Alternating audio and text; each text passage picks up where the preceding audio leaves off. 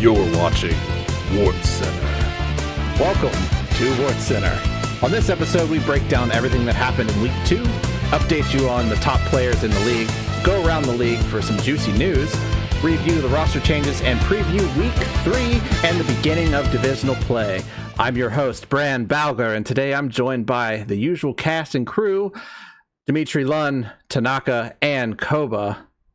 Hello, everyone. Hello, it is very good to be here once again. Welcome to another episode of Wartscenter, y'all. It's good to be back. Koba, you mind? Tanaka, yes, please, have a lozenge. It's on me. Okay. It's good to be back from Florida. Wow. Amazing. The humidity does terrible things to his throat. Yeah, that's crazy. What's the brand on that lozenge? What's high quality? So glad you asked. We have a guy. All right. Good to know. Anyway, let's not delay. Let's get right into how Week 2 shook out.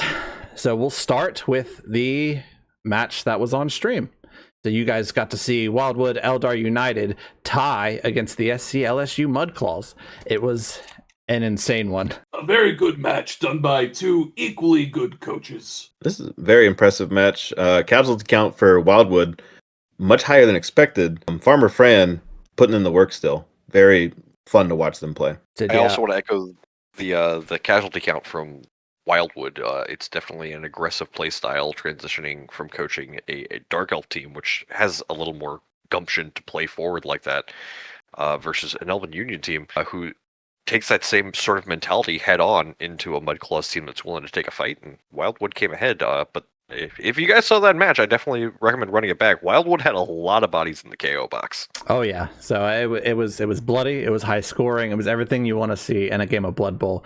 But at the end of the day, both teams a little bit bittersweet as nobody gets the victory. All right, and then over the weekend, the Slam Diego Chargers also tie. This is going to be a theme. You're going to see this a lot against the New England Matriarch. Yeah. So the Chargers induced Bomber Dribble Snot, and he came out and started running amok.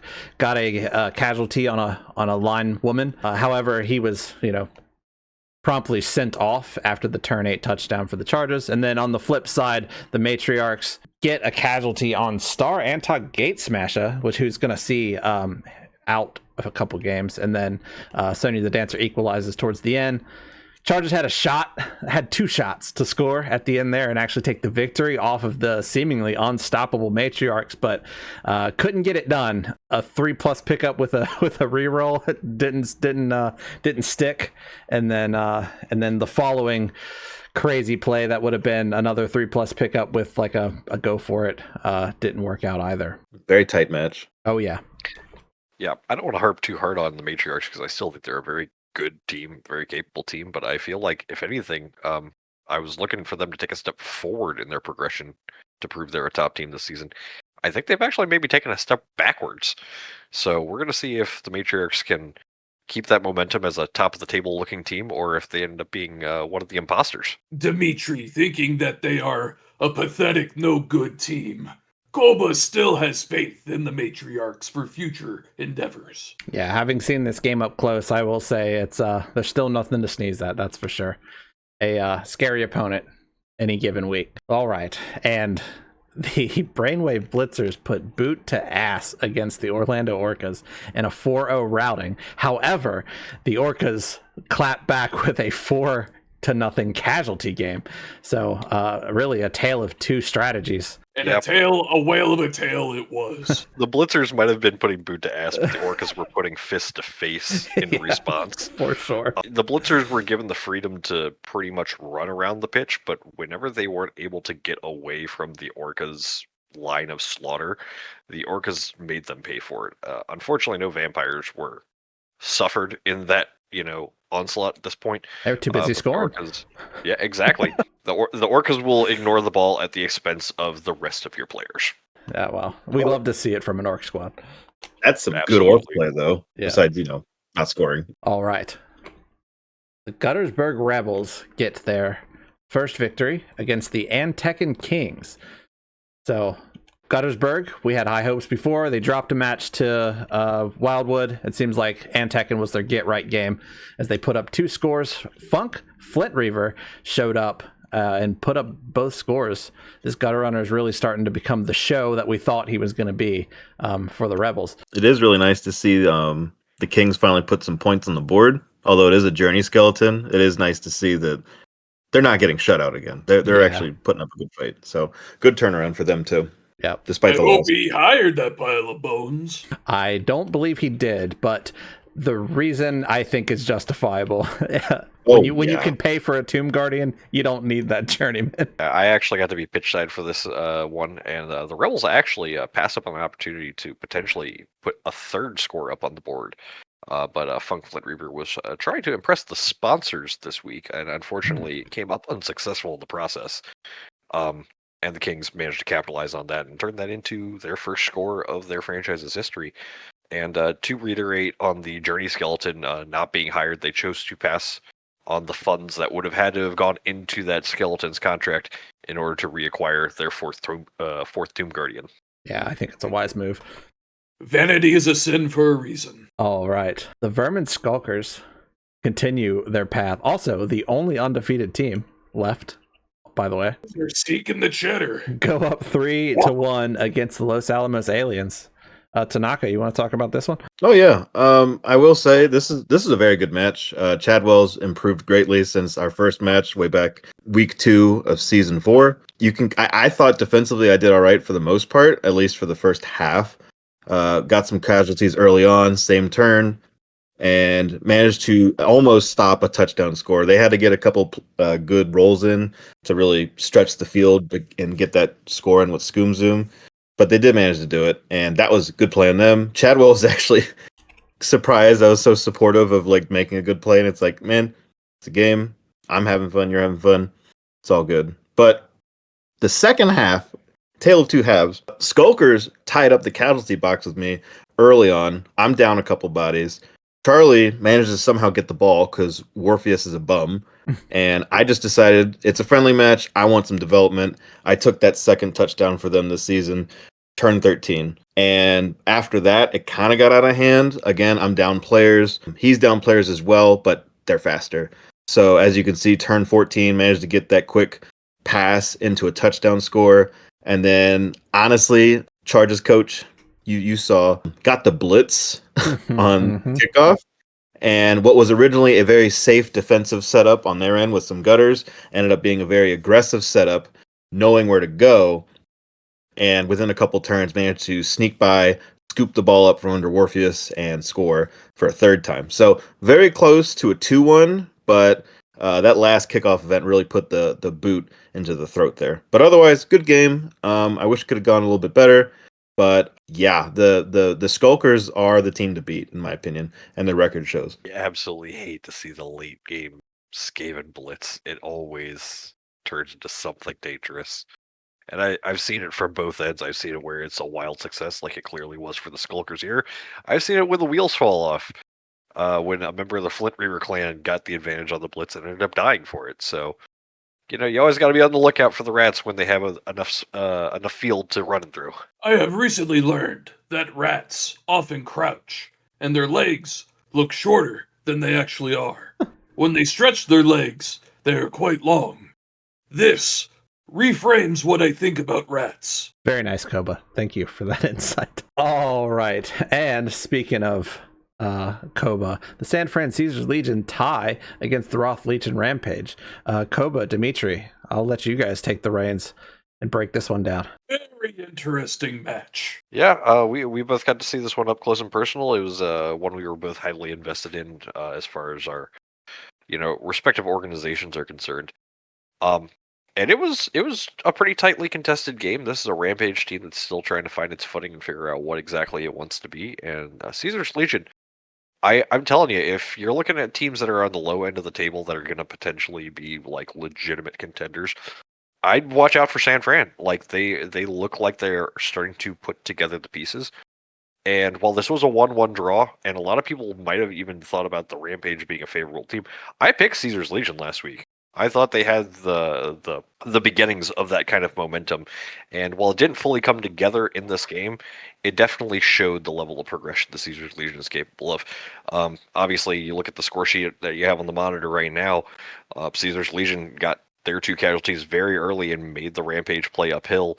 If not for that last turn foul from Joe Nochi taking advantage of the fact that Harambe was too angry to get up from the previous turn, things might have been even more catastrophic. But the Rampage, again, held together. They're still trying to find their momentum, but I think Caesar's Legion, through this draw and a strong performance last week against the Matriarchs, I think Caesar's Legion is a team to look out for. Agrees with this assessment. It was only through foul play that even one of our mighty light apes were knocked down. And now that we know what to expect from such dishonorable opponents, I expect these apes to carry through for a very successful season. We will meet again in the playoffs. It is unfortunate that Harambe went down and he is missing the next game. I think it's also this will be pretty key for our picks later. But Ron Steiger going down to miss next game, the thrower for the Rampage. I think that's pretty critical for them. However, as you can see, a superb throw teammate for Thunderbranch came in handy. So that'll be a good element to look forward to. The passing game stays alive, regardless of who's on the pitch for Rothlegion, it seems. All right, let's talk about our leaders. So, player of the week this week was Morpheus, the vampire thrower from Neuroport Brainwave Blitzers. Morpheus racked up 3 touchdowns in that 4-0 victory. Really, just an elite thrower there. In terms of SPP, that puts Morpheus up on the gold spot with that 9 SPP gain. And then just behind him, Squeak, Spinestail, and Maple Moss tie for silver. And then at the bronze spot, Longshank, Stilltail, and Antog Gate Smasher hang out. Although with Gate Smasher being out next week, I assume he'll drop off the podium. And it'll be a long climb to get back on it. In terms of scoring, there is a whole lot to talk about. So we've seen the emergence of 2 players. Morpheus and Longshank Stilltail take the gold spot. And then just behind them, there is a whole host of players at 2 and an even larger list that remain at 1 touchdown. So I'm just I'm hearing from the graphics team that they're just praying that this list gets shorter so they can simplify it. We have If you're not aware, we have a bunch of snotlings in a shed that would draw each of these slides. Yes. That actually tracks a lot. We do have seasons usually where I think leaders come and spread out this top end of the field a lot quicker, but we have a very, very strong level of competition this season, and it's a lot tighter and a lot closer Blood Bowl we're seeing, which I think is great. But it does result in leaderboards that look like this. Yep. A lot of teams opting to spread it out, and it's really, really cool to see. I think as the high-powered offenses get a couple more weeks under their belt, we're going to definitely see some top-end table talent here. Mm-hmm. That's a tongue twister. Said perfectly. On the passing side, the leaderboard does not change much. Dr. Zayas from San Fran still remains at the top with his 2 passes. Dr. Zayas to you. All right. Oh. Good to know. I don't speak Simeon well. Apologies. He didn't go to school to become a doctor just for you to mispronounce his last name. Well, we don't have doctors in Norse. That's sad for you. We have him in San Francisco. All right. Anyway, it's just behind him. Ron Steiger, and Juniper Mammoth are sitting with 1 pass apiece. And then the recipients of those catches all are tied at first. A little more simplified is the killing stats. So Diablo Zod, he came out hot in week 1, and he's maintained that number 1 spot all season. He sits at 4 casualties. Just behind him, Squeak, Spinetail. I don't know why I want to add S's to that name. From the Vermin Skulkers, proving to be a clutch blitzer for the Skaven squad. And just behind him, Patella McAfee, still a Skin Flare, Ishmael, Mama, and Thorn. In terms of fouls, Farmer Fran remains at the top and adds 1 to the list, whereas nobody else picks up any more fouls this week. And in kills, there were no kills this week. So Farmer Fran, only 1 on the leaderboard. Very happy with Diablo Zod so far this season. The lone bright spot on the aliens. I don't expect the pace to continue, but he's already racked up half the casualties he did all of last season in 2 weeks. And if he keeps this pace, that's potentially 20 in a 10-game season. I don't think that's going to happen, but if he does, that would be absolutely insane. So I'm looking forward to be broken. I've used his grills. I expect that he will fry some more meat in the matches to come. Hey, I mean, if he stays hot like this, I mean, every once in a while, like you see over the course of seasons, a player emerges and is just has a generational year. I mean, if he does keep that casualty pace, then we're looking at our MVP. I mean, I think the highest casualties in a season was 10. So like he's almost halfway there in the first fifth of the season. So like that to me is really exciting to watch. Yeah. I expect more of a monumental season for Zod by the time we get to week 10. All right, we'll talk about fantasy football. The leaderboard has changed, but one thing does remain the same. Most of these players are undrafted. Morpheus takes the top spot with his 3 touchdowns and player of the week honor. Longshank Stilltail just behind him at 19. Diablo Zod scoring some points for one of the lucky fantasy players. Gate Smasher, Maple Moss, Squeak Spinetail just behind him. Funk Flint Reaver finally showing up with the 2 touchdowns and a catch to put him at 13. Tad Lateness, Charlie, and then Timothy Voidwalker down at 12. There's also a few other players at 12 that I don't have on hand, but congrats to them as well. Okay, normally we would talk about obituaries, but nobody has been killed. So I guess I don't know what to do here. Good news, everybody. Yeah. Or I guess bad news. I guess it's really depends Yeah. what chaos god you worship. Blood Bowl Boo. without the Be blood. done. What are we doing? God will be furious and, in fact, take his vengeance next week. Yeah, we'll see. We're looking for 4 kills next week. Anyway, without further ado, let's take you around the NKBBL at all the news going on in the league. But first, we'd like to thank our Week 3 sponsors. Scrimbus Airways, the most valuable pilots. Travel Blodge, to die uphill and go. Quest by Master Service, Apprentice's Touch. Oh, Thank you, Koba. thank you. My assistant got me the words this time. They're written on this substance known as paper. Maybe you have heard of it. Not familiar. Anyway, news from around the league. The Vermin Skulker squad, Tretch Venom Fang, xenophobic. It appears that there's some controversy about hazing at the Vermin Skulkers camp, as Venom Fang was forced to watch an 8-hour Alien marathon. And back to school for Mama, as she goes to school with Bobby to learn how to not be so boneheaded. And questions in the Los Alamos Aliens camp: is NASCAR Joblitza hanging it up after suffering multiple niggling injuries? And in San Fran, their Senate has shut down. We're getting reports that we're waiting on Bubbles to figure out how to turn it back on again. It is very dark over there. And over at Neuroport, it seems they're getting a little concerned about the lack of food, quote unquote, in their camp. So they're testing some ways, some new secret weapons to catapult possibly some food onto the pitch without getting sent off. We'll see how that goes for them. And amidst the first 2 weeks in Slam Diego, the ownership of the Chargers is questioning their coach's ability to get them ready. Although being a sturdy orc team, they have suffered the most casualties. Conditioning seemed to be a major factor. And it's time for divisional play. The NKBBL returns home as we make our way back into our comfort zones and we start playing for keeps. Exciting stuff. We always love when division play comes back around. We'd like to travel, but there's no place like home. And that'll lead us to our team standings. So all the first 2 weeks have been friendly, so no actual points up for grabs, but it is important to know that there is only one undefeated team left in the league. I did some math over the previous seasons.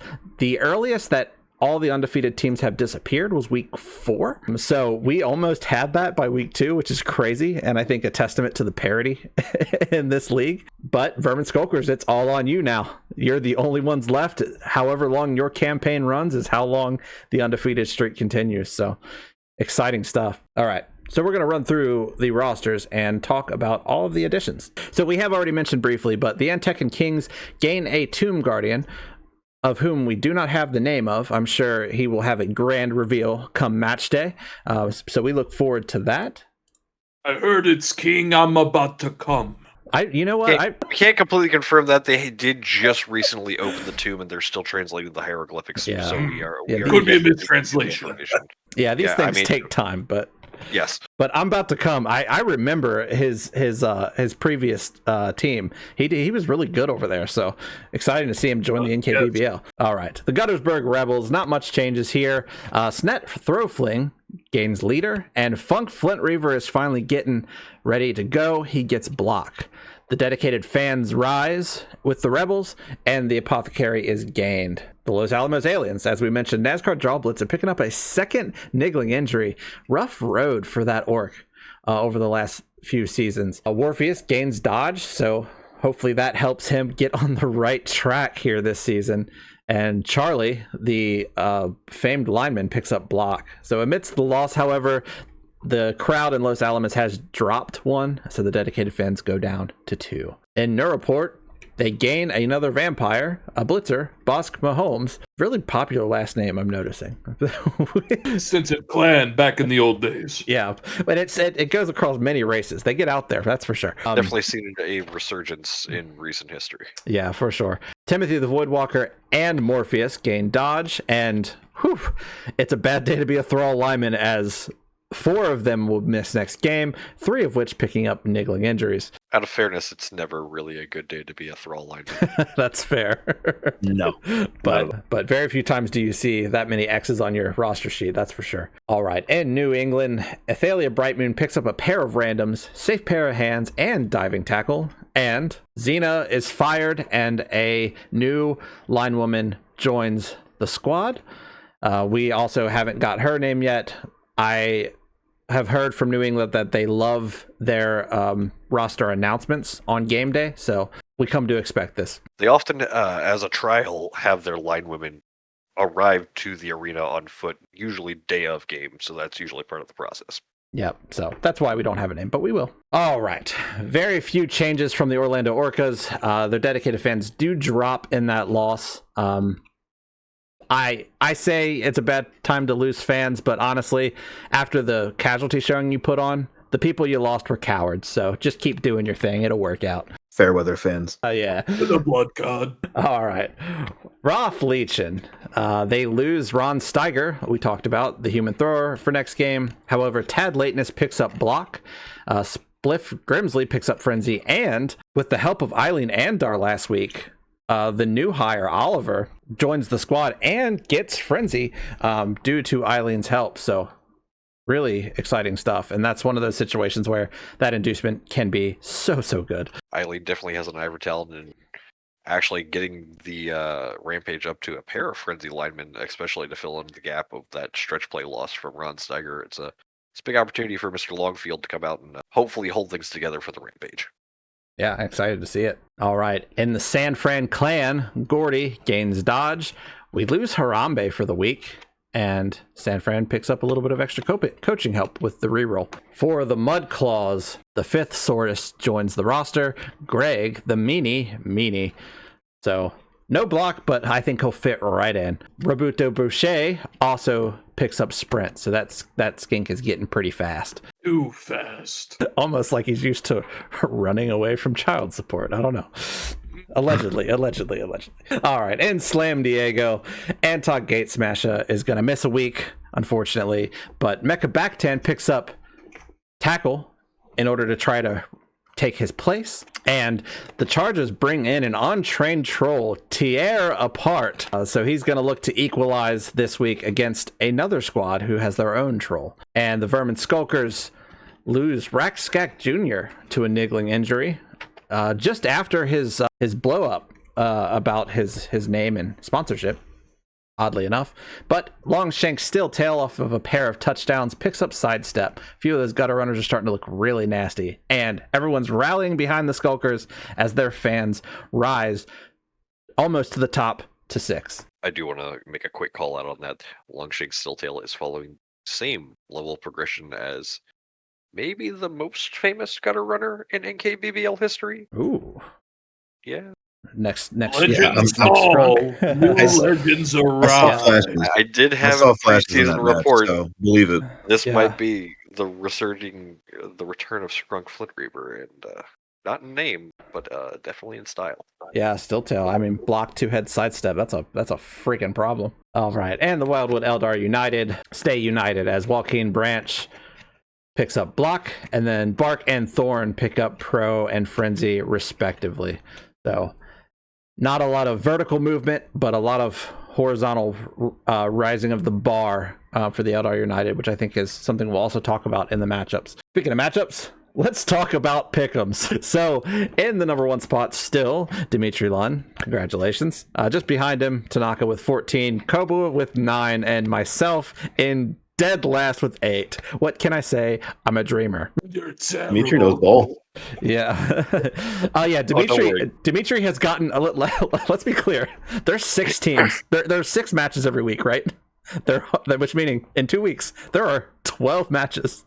Dimitri has gotten all but 1 correct. Insanity. Granted, I will say, like, for ties, I'm giving everyone at least the 1 point. So there's 3 that are gimmies, but still, 8 out of 9 is insane. So Yeah. Don't worry, my heart is going to start speaking before my brain very soon. Yeah, we'll see. I'm looking for that redemption, but it has not gone well.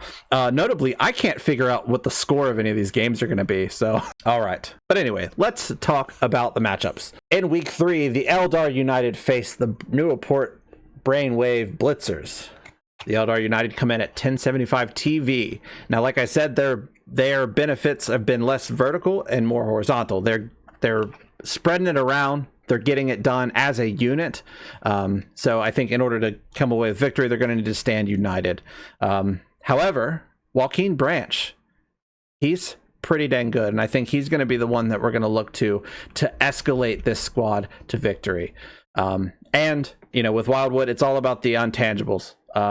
It's all the things that you don't see on the stat sheet. Because I'll be honest, with this matchup here, you're going up against a squad that is just as fast as you in some players, not all of them, of course, but they are on average stronger than you and a little bit more armored. So I think it's going to be not necessarily the stats that pull away the victory. It's going to be those intangibles.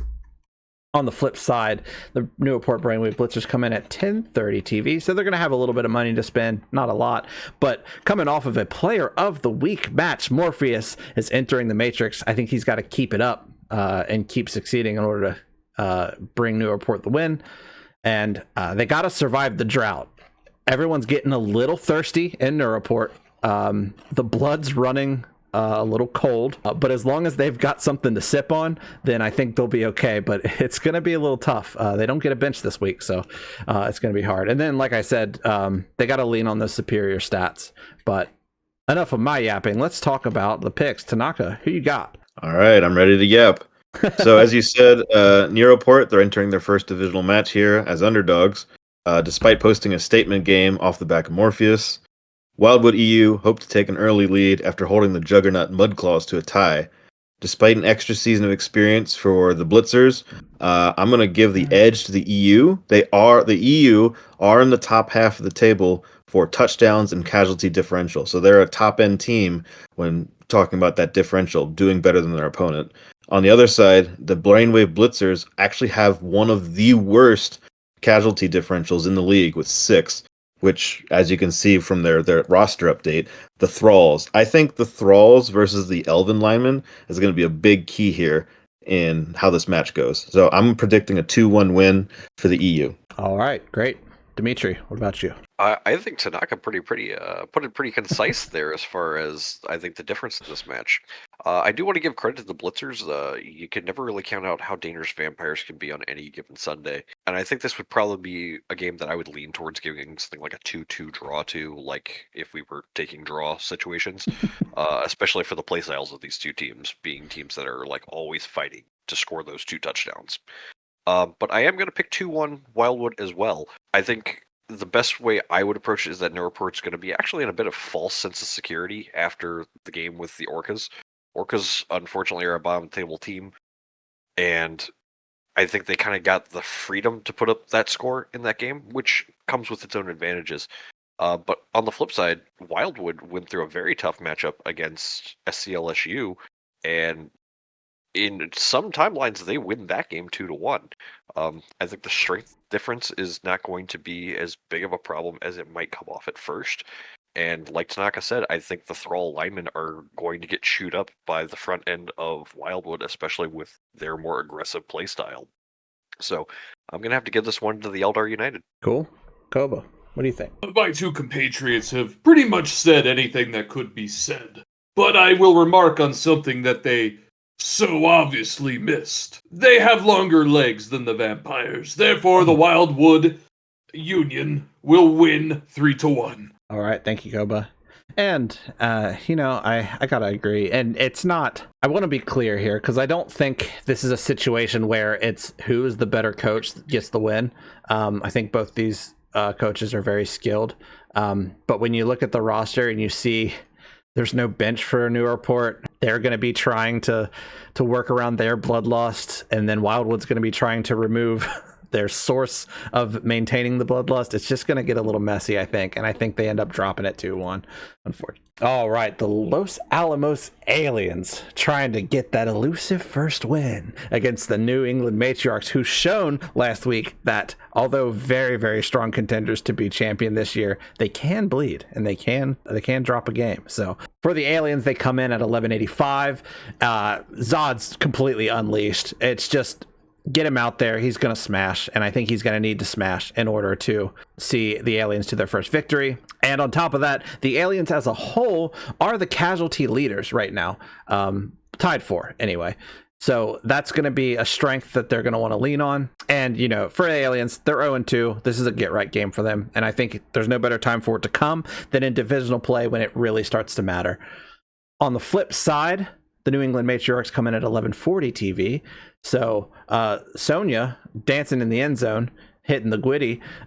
She's been scoring. She's been scoring a lot, and she's a focal point in this Matriarchs offense. So we need to see a few more Sonia scores, I think, if she's going to keep this team afloat. And when you come up against the 2 to 3 big guys, you're going to have to approach with a little bit more of a tactical strike. So the Matriarchs have done this. They are pretty low on the casualty. I may be incorrect, but I think they may have the lowest casualties for in the league thus far.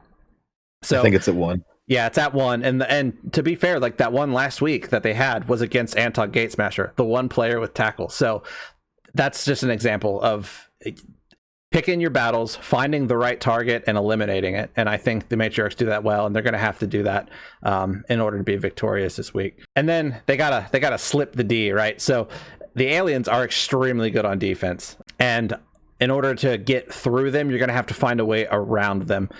So I think they're going to have to put all of their tricks in to keep ahead in this game. But Tanaka, how do you see this game going? I expect this to be a good one. As you've said, this is a potentially get-right game for the Aliens. I have a lot of notes to yap about, but I'll start with something I did not say. Coach Waters has predicted a 10-0 shutout for the Matriarchs. I disagree. I don't think it'll be that bad. In reality, I expect this to be maybe closer to a tie. But we've talked about the casualties a ton. I want to talk about scoring. Specifically, the Aliens, despite losing, have posted 2 touchdowns to date. The Matriarchs, in their 101, they've only posted about 3. So the way I'm looking at this is, can the Aliens stay healthy, avoid that tactical strike like you've said?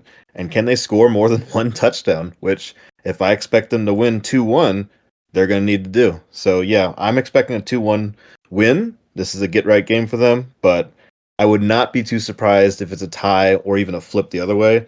This is going to be a good match, I expect. I agree. All right, Dimitri, how do you see it panning out? In my heart, the score I'm about to say is flipped, but I have the Matriarchs winning this game 2-1. Los Alamos has been way better than an 0-2 record would give you. As mentioned, they've got 2 big difficulties that they're going to be confronting here. One is figuring out how to get that second touchdown in the end zone. They're running with a relatively thin roster compared to previous iterations of this team, and Morpheus hasn't really gotten his footing coming back onto the pitch this season, and I think that's part of the problem. And the other big factor here, and this is the main reason I have Matriarchs win this game, NASCAR Joblitzer has had an up-and-down career, and he was really the guy that they needed to call on in this specific matchup, and he's not going to be available. But with all that in mind, I still think this is another one of those games that's way too close to properly call. And as I mentioned when we were going over the Week 2 scores, I don't think the Matriarchs have done nearly enough to look like a fully top-end team. I want them to be. I think they can be, definitely. I still have them ranked number 2 in my personal power rankings. That said, they do need to take that step forward at some point, and I think going up against the 3 big guys, it's literally something we've talked about for years in this league now. This is the time where you prove that you can just be that breakout team that you're capable of being. It's going to be a close one. I'm still going to favor the Matriarchs, but this is a very, very tight game. Very good. Koba, what about you? I have recently studied the biology of the xenomorph, and despite initial predictions, their legs are smaller than I once believed. Amazons, notably, have very long legs. Therefore, this one will be 2-1 Amazons. Very good, Koba. Thank you. Can we get that on a shirt? Like the legs thing. Yeah, If you pay me. Okay. Coming soon to the NKBBL store. Yeah, I'll get with the graphics team. We'll see what we can work out. Sick. All right. All right. For me, yeah, I've played both these teams. Well, sorry. I've seen the Chargers play both of these teams. So I've seen how it's gone for each of them. And I think at this current state, there's just a little more scoring potential, scoring power with the Matriarchs. I see it going 3-1 to the Matriarchs. But I do agree with the sentiment everyone else has shared. This one will be probably pretty close. But I think my reasoning for 3-1 is I think there's a situation where either a blitz or a failed pickup or something allows the New England to charge and get aggressive and scoop up the ball and score a little bit off schedule than the normal 2-1 grind would have you believe. So we'll see, though. That would not be the first time for the Indians. I'll say that. Exactly. Alrighty. The Antekan Kings take on against the Rothleech and Rampage. So Antekan with a 4th Tomb Guardian comes in at 950 TV. They are back up to 4 big guys. You love to see it. So they're going to be a much slower squad. They've always been. That's kind of the nature of Tomb Kings. So they're going to need to dominate on defense here in order to hold off the Rampage. And this team also currently has the worst touchdown differential. So they're really going to have to improve that if they want to see victory here. On the flip side, Rothleech comes in at 1060, so they're giving away a little bit of petty cash to think about. They are finally getting healthy. We're getting a few key players back, only missing the thrower this week, so it is nice to see. They're going to have almost a full complement. But I think with this matchup, it's going to be all about Tad lateness. Tad's going to be the speed, and that speed's going to kill against these Tomb Kings. So if Tad puts the team on his back, this is going to be a cakewalk for Rothleech, I believe. And they have also posted a pretty elite defense themselves. I believe they lead the league in, I don't remember if it's touchdowns against or it's the differential. They're the only team in the league to allow only 1 touchdown. That's correct. There it is. It's the touchdowns against. So their defense has been proven through 2 weeks. So I think it'll be a little bit easier to do that against such a slow squad, but we'll see how it pans out. Tanaka, what's your take? Well, as we've said, maintaining that elite defense. Coach Laws, even since season 1, very defensive-minded coach throughout every season. If I had to pick a defensive mind to talk about when it comes to preventing the score, I'd put them up there. We've seen the Kings finally score a touchdown this season, but offensively, on scoring with the ball, they are one of the worst, and they still got time to learn. However, this is definitely an uphill battle. I would normally probably say a 2-0, but I will say the tipping factor to give them that extra 1 would be the fact that they are at full strength, and there will be a lot of bashing. I think this will be a very bloody game. I think the Rampage can pull out the win 2-1 with that defensive mastermind, but they might just get enough bodies out of the way by the end of that second half to just walk one in. But it's going to get bloody, I expect. 4 big guys is scarier than 2 big guys, let me tell you. Oh, yeah. And I'm really waiting for the massive casualty game for the Kings. I feel like it's coming. Dimitri, how's this one pan out? Well, you talk about having a game that could turn into a bloodbath. especially with teams that are defensively oriented, I think, and this could be that. But to top it off, just absolute props to the rookie coach for Antec and Brick coming in here with a team that usually is going to turn out the way that we've seen them through 2 weeks. They're going to have those struggling moments, but I think they're more capable than those early stats would prove. And I would not be surprised at all if they turn this game on its head, because the Rampage are looking shaky. They got, a lot of things they're still trying to figure out. They're still forced to employ halflings on the starting 11 by nature of what they have at their availability.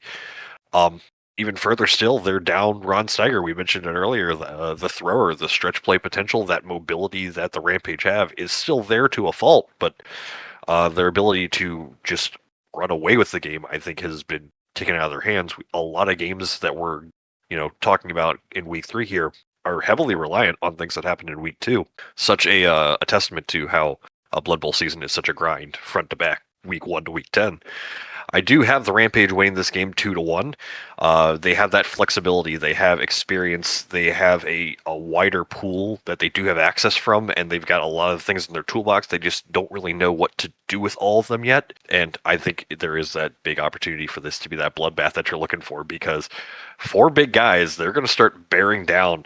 A tree's sturdy, but how sturdy? And those trolls and the troll slayer and the dwarfs on the sides of that tree are only going to be able to hold the line for so long. We'll see what happens. Indeed. All right, Kobo, what do you think? Now, it has also come to my attention that those without skin lose length on the legs, for you only have bone. This being said, I'm giving this one to the Rampage.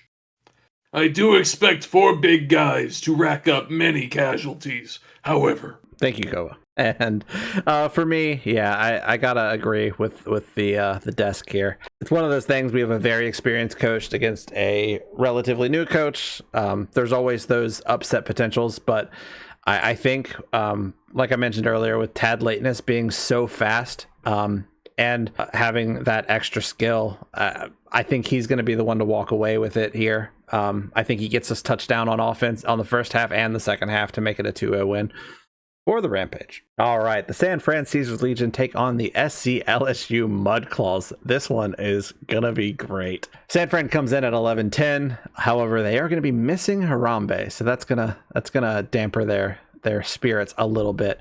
However, they have shown unbreakable armor as they lead the league in casualties against right now. Interesting stat for you. On the flip side, SCLSU comes in at 13-15 TV. They, on the other hand, are the scoring leaders, tied with the Vermin Skulkers. And it's going to come down to a fouling frenzy.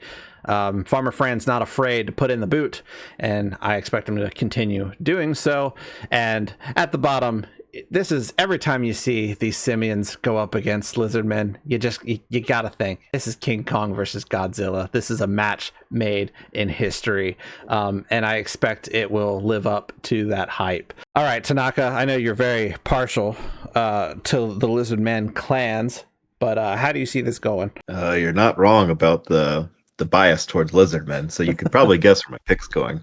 But before I make the pick, I will say, you did mention the Legion having really good armor. They've only suffered 1 casualty so far this season, and on the touchdown differential, they've only given up 1 more than they've scored.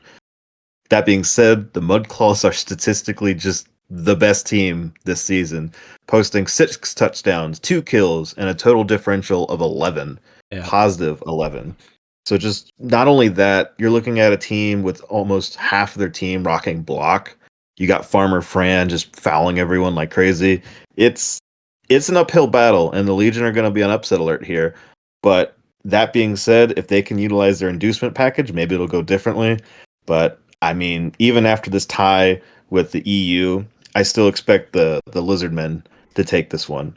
I'm expecting a 3-1 win for the Mudclaws. All right. And Dimitri, what does our pick guru say about this? I told you I was going to start speaking with my heart. But this one's my brain, too. Caesar's Legion 2-1 over the Mudclaws. I have this being another tight matchup, but it's hard to call this a criticism because it's also probably the biggest strength of SCLSU. They are so capable of just turning the board into 22 bodies filling 22 adjacent squares. They suck in and they force things to turn into just an absolute slapboxing match. And they usually come away with some degree of advantage from it when you have that kind of strength and mobility to a fault that comes away with you. They still, going back to last season, haven't figured out how to uncurl those death balls enough to come away with wins. They've had so many draws, which at a certain point, you're going to go insane with those draws. If there's a team that can actually, to a fault, square up with that a little bit, it's these guerrilla blockers that the Caesars Legion are going to be employing. Strength 4 pieces with grab have the opportunity to literally unfurl everything the Mud Claws are capable of doing in their tactics. They're not going to have the same mobility as Skinks per se, but they definitely have the capability, and they're more willing to employ that passing game. And with stunty lizards, you can just kind of go over them without too much of a threat. Even though you're down Harambe, you are missing that like big frontline anchor that can be an exploitation point here. I think this is the time where you see those guerrilla blockers, even though they're inexperienced, really come to fruition. And we got to see a breakout game from Furious George sometime this season. So I'm going to take Caesars Legion. I realistically think this game's probably going to be another 2-2 draw just from the playstyle of these two teams at the end of the day. But if I have to pick somebody to win the game, I'm taking San Fran. All right, we love to see it. Koba, give it to me. You see, us great apes possess 4 separate grippers. Lizards have terrible grippers. Using our superior passing game and amazing grippers, I predict that the Caesars Legion will take this match 2-1. It will be hard fought, as the Lizards give blood to the blood god. However, monkey smart. All right. I'm going to have to split the desk here. I think it goes 2-0 Mud Claws. The tenacity of SCLSU right now is just kind of hard to beat. And we've been down this road before. Redrafted Lizardmen teams just go nuclear in the first few weeks of the season. So I'm just having flashbacks to Liz with attitude. I think they're becoming an unstoppable team. All right, the Orlando Orcas take on the Vermin Skulkers. Orcas come in at 10-10, and they are also tied as the kings of casualty. They have the best differential in the league. However, they are peasants of scoring, as they have the worst differential in that category. But they're going to get a little bit of cash, so here's a good opportunity to buy that win, find something out on the streets to help you, to bring in and change the course of history for you. On the flip side, the Vermin Skulkers come in at 12-15 TV. They are, on the other hand, the tied with the SCLSU Mud Claws as the leaders in scoring. They're also the only undefeated team. And I think against these orcs, you're gonna have to play gutter ball. These gutter runners, they are shaping up. Like we said, we're seeing possibly the return of Skrunk Flint Reaver with Steeltail here, and he's not the only gutter runner that's leveled up. So I think they're gonna have to play keep away in order to get the win. And with Skaven, it doesn't really need to be said. You gotta survive. That's their biggest weakness. There is their strength and their ability to play the game of attrition. But against these orcs, they just got to keep enough bodies on the field to come out with the win. All right, Tanaka, what's the story on this one? All right, folks. I've been watching this team on the sideline this past week, and I'm just going to tell you right now, we are watching them at their floor. They have not even been hitting their ceiling. There's so much potential on the Skulkers team. This is going to go nuclear, I think. They have 2 Blodge Step Gutter Runners that are just absolutely decked out, ready to go. Orcs are notoriously slow, and like you said, they're going to have to survive. But I've seen this Skulkers team play defensively. They're very good at setting up a zone, very good at keeping their gutter runners safe for the most part. And I've seen parts where they need to tighten up a bit, and I think their coach would agree with that. There was some plays they made last week that they wish they would have probably taken back, but they still managed to get that win, right? So one thing I'm going to look out for is Squeak Spinetail. We talked about Diablo Zod a lot, but Spinetail is right behind Zod this season in casualties at 3. So not only does the team have a high offensive potential, they have a high damage potential against some orcs. Now, that being said, we know how deadly these orcas are, and I expect that to continue. But when we're talking about a 200 TV differential, you're going to need to, you're probably going to want to call the charges for some input on that for what to do, because you're going to need all the help you can get, because these rats are going to probably feast offensively. So I hate to say it, but I'm expecting a blowout here. I'm saying 5-0 Skulkers. Poof, that would be something. All right, Dimitri. Well, I do want to echo Tanaka a little bit. We've seen an instance of a heavyweight Skaven team going up against a punch first, ask questions later orc team, and that resulted in a league record 6-0 victory for the Mighty Rats over the Detroit Michelin Men back in season 3. So I can understand 100% the sentiment of a Skaven team literally just running circles around an orc team. I think that's 100% going to be the situation at play. But again, echoing back to a lot of week 2 affecting week 3, if the blitzers are capable of putting up 4 on the orcas, I think that's a floor for the Skulkers. I am going to take the Skulkers 4-0 just because I think they have a little bit more of a tactical defensive setup to how they start to play, and I don't think they fully embrace just how fast it can be. This could very easily turn into that 5 or 6 if they're given the running lanes, and I do believe there's going to be opportunities for this to get even further out of hand. But I think you mentioned in the previous notes, survive. The orcas, if they can be given the opportunity to hurt one of your players, it does not matter which player that is, they're going to say, I'm going to try and hurt you. So this is probably going to be another instance where you're not worried about who's going to win or lose this game. That's probably a foregone conclusion. It's, how is this going to affect me for the rest of the season going forward? And if it's just linemen you go down, that's an expendable resource. I think the Skulkers sat on some of their treasury knowing full well they might need to start buying reserve players after this week. But even with those skilled gutter runners, if even one of those skilled runners goes down, you can replace them with a level 1 guy and get mileage out of that, but that could be enough of a setback to keep you from having that crazy 10-0 season we might be looking at and have that be enough momentum lost going forward. So I think the Skulkers are going to run away with it. That's been the no-brainer part of this, but how well are they going to come out of it? Yeah, I think that's a really good point with what does this mean for the rest of your season. All right, Koba, who you got? I am scared of rats. 3-1 to the vermin. Short and sweet. We love to hear it. Yeah, I mean, I gotta lean with the desk here. Vermin Skulkers are looking unstoppable. Orcas, I do think they do slow them down a little bit. I'm not expecting quite the blowout. I do have it at a 3-0. I think while the pieces are on the board, the Skulkers are gonna put it up, but I think they're gonna lose a couple pieces that make it a little bit tougher down the stretch, and they're only gonna be able to walk away with 3 scores here in the end. But all right, and the match that you'll have the privilege of seeing this afternoon, the Guttersburg Rebels versus the Slam Diego Charges. The Rebels come in at 10-25. Funk Flint Reaver has just been a freak since last week. He was a little bit slow to start. We kind of called him out, but he made us eat our words. He showed up.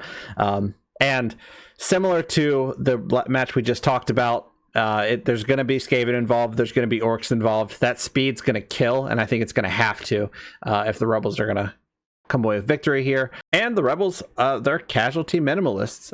They haven't caused nearly as many casualties that you would hope. So I think they're sitting at the bottom of the table in casualties for. On the flip side, the Chargers come in at 10.55 TV. They're going to give away 30K. However, they're going to be short Antog gate smashes, so that may be crucial for this match. So in order to beat Guttersburg, they're going to have to contain, control, and crush those goblins and those rats. And then, oddly enough, like, they're going to have to stop the bleeding themselves. The Chargers are sitting at the top of the league for casualties taken, so that trend is going to have to slow down, and they got to stop losing orcs if they want to start picking up wins. How do you see this game going, Tanaka? Oh man, I didn't vote for this one. There was a lot of other coaches I'd like to see for the first time, but I'm actually glad this one ended up being the match of the week. We're looking at 3 championship titles between these teams, top of the table in win rate. Both these teams hungry to really start off strong. This is actually our first rivalry match. It is. Of the season. Yep. I don't know how much we've talked about rivalry besides the opener for this season, but this already has some playoff implications depending on how it goes. So yeah, this will be a really good one, and I'm glad we get to watch it. That being said, you mentioned already the Chargers are somehow behind the 8 ball on casualties suffered versus generated, despite being orcs. I think that'll turn around here, and that largely comes off the back of newly picked up Troll and 4 biggins that can help really control, contain, and crush that line of slaughter, as you've said. Now, I'm not expecting any kind of blowout here. I think this is a get-right game for the casualty box, and hopefully the score box to get an extra win and get ahead in that divisional play for the Chargers. That being said, Funk Flint Reaver, I think they'll get their 3rd touchdown on the season. Either way, I'm expecting a 2-1 victory for the Chargers. All right. Dimitri, how do you see it shaking out? Well, I do want to save some of the chatter for tonight's broadcast.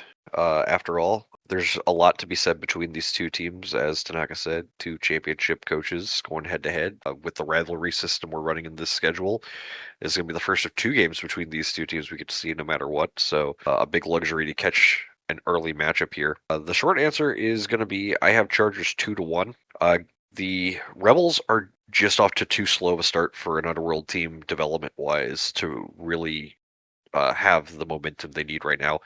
Whereas on the other side, the Chargers have done an incredible job going up against a pair of redrafted rosters in tour play games. Don't count out the speed. We could wax nostalgic about Funk Flint Reaver, and I think he's definitely going to be the threat. And we talk about Anti-Gatesmasher. That is kind of the game breaker, is that going back again, another instance of a week 2 game that has a heavy impact on the week 3 game, forcing Mecha Bacton to get trained on the tackle skill just to potentially be the man-to-man matchup for Flint Reaver.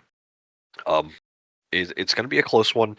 Don't count out Gunnersburg with that availability, but if this turns into the slugfest that it very well could, I think Slam Diego will pull away. All right. Koba. I hold very similar sentiments to my compatriots. I do believe the Rats are just too slow at the moment. And when Rats are slow, they get stepped on. Or in this case, slammed and charged. I'm handing this one 2-1 to the Chargers. Oh! All right, thank you, Koba. And this may be the first time everyone at the desk that submitted their picks to me gave me the exact same score line. But yeah, for me, I'm going to mix it up just a little bit. I'm going to give Slam Diego the extra score. And I think they're going to pull away 3-1. The only reason I say that is just because I think there's a cheeky 3rd touchdown that could be scored when the bodies start to drop, and hopefully for the Chargers they do. But there's no doubting.